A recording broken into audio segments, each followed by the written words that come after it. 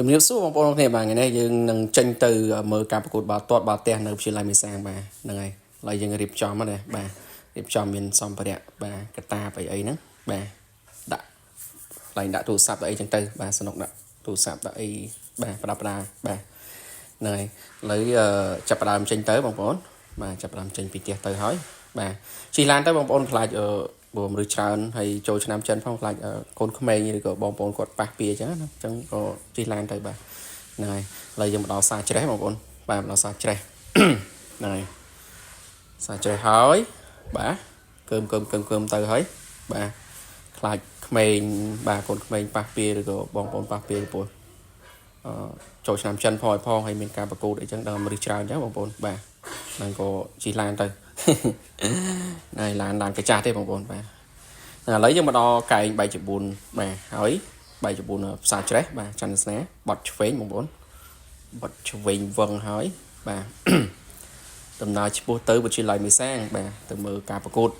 បាល់ទាត់បាល់ទះឥឡូវយើងដល់ផ្ទះគ្រូសាលាបាទតែគ្រូសាលាវិញបាទហ្នឹងហើយ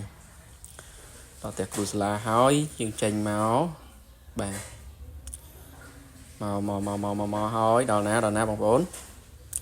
ឡូវយើងមកដល់កន្លែងនេះស្ពានបាទហើយស្ពាននេះគឺបន្លាយនេះគឺរោងតំមនេះបាទហើយរោងតំមណាសាច់ពិសេសបងប្អូននេះសាច់ពិសេសបាទហើយនេះផ្ទះខាងលិចនេះផ្ទះពួកម៉ាក់ស្មៀនបាទមានផ្ទាំងខ្សែឥឡូវយើងតដំណើរទៅទៀត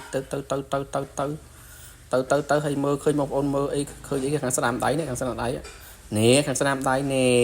អូខេហ្នឹងហើយមានអីមានទស្សនៈមួយទស្សនៈមួយបាទទស្សនៈមួយទស្សនៈ2អូឥឡូវមកដល់នេះបងប្អូននេះមកដល់កន្លែងអេមនេះបងប្អូនកន្លែងច្បាយណាហ្នឹងហើយអូខេឥឡូវយើងមកដល់កន្លែងស្ពានបាទស្ពានបឹងមេសាំងនេះបាទហ្នឹងហើយកន្លែងហ្នឹងមានផ្លូវហ្នឹងមានគោបាទមានគោមានអីច្រើនបងប្អូនបាទប្រយ័ត្នប្រយែងគោបាទហ្នឹងហើយផ្លូវទៅឃុំព្រៃម្ដេងណាផ្លូវទៅភូមិមេសាំងបាទលេចស្ពានឡើងហ្នឹងឆ្លោះឡើងហ្នឹងបាទអញ្ចឹងប្រយ័ត្នប្រយែងបងប្អូនបាទហ្នឹងហើយកុំបើកលឿនពេកបងប្អូនម្ដុំហ្នឹងបាទហ្នឹងហើយគឺលេចស្ពានមេសាំងបាទនេះភូមិបឹងមេសាំងហើយផ្លូវទៅដល់ភូមិមេសាំងបាទឥឡូវនេះយើងមកដល់នេះហើយមកដល់ទីមស្រុកហើយបាទគេហៅពោកន្លែងបងប្អូនដល់គោលដៅរបស់យើងហើយបាទដល់ផ្លូវឡើងហ្នឹងហើយអូខេមកដល់ហើយចូលឡើងមកដល់ហើយបាទនេះគឺមកដល់វិទ្យាល័យបងប្អូននេះខាងស្ដាំដៃគឺមានការមានកន្លែងផ្ញើម៉ូតូផ្ញើអីបងប្អូនបាទម៉ូតូកង់អីចឹងទៅ